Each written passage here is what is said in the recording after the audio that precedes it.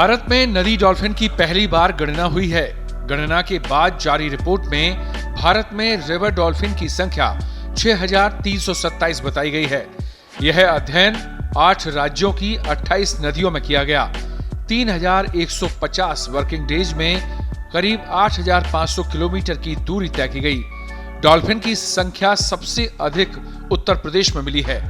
उत्तर प्रदेश के बाद क्रमशः बिहार, पश्चिम बंगाल और असम में डॉल्फिन अधिक पाई गई हैं। झारखंड, राजस्थान, मध्य प्रदेश और पंजाब भी गणना में शामिल राज्यों की इन सूची में बताए गए हैं। नदियों में रहने वाली डॉल्फिन पर किए गए पहले व्यापक सर्वेक्षण में ये जानकारी सामने आई है। जानकारी के मुताबिक 2020 में प्रोजेक्ट डॉल्फिन शुरू किया गया था। आपको बता दें कि कुछ समय पहले ही असम में पहली बार गंगा नदी डॉल्फिन प्लेटनिस्टा गैंगेटिका को टैग किया गया था। पर्यावरण, वन और जलवायु परिवर्तन मंत्रालय, भारतीय वन्यजीव संस्थान, वन विभाग असम, अरण्यक और राष्ट्रीय CAMPA प्राधिकरण के संयुक्त प्रयासों से किया गया था।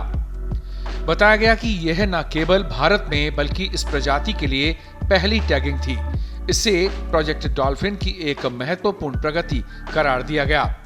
रिपोर्ट्स के मुताबिक गंगा नदी डॉल्फिन के निवास स्थान की जरूरतों, आवाजाही के पैटर्न या घर सीमा की जानकारी की कमी को देखते हुए इसके फैलाव सीमा में डॉल्फिन की उपग्रह टैगिंग करने का निर्णय भी लिया गया था। टैगिंग का पहला काम असम में ही हुआ, जहां एक स्वस्थ नर नदी डॉल्फिन को टैग किया गया और अत्यधिक पशु चिकित्सा देखभाल और निगरानी में उसे छोड़ दिया गया था।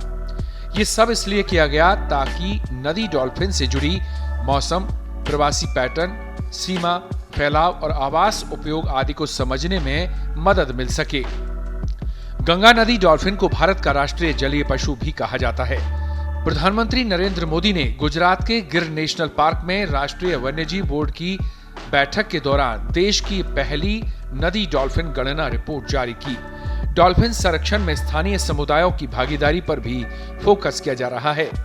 प्रधानमंत्री नरेंद्र मोदी ने स्कूली बच्चों को डॉल्फिन संरक्षण के बारे में जागरूक करने के लिए उनके आवासीय क्षेत्रों में शैक्षणिक दौरों की योजना बनाने की सलाह भी दी है। प्रोजेक्ट घड़ियाल के तहत घड़ियालों के संरक्षण के प्रयासों को बढ़ाने का भी फैसला किया गया है।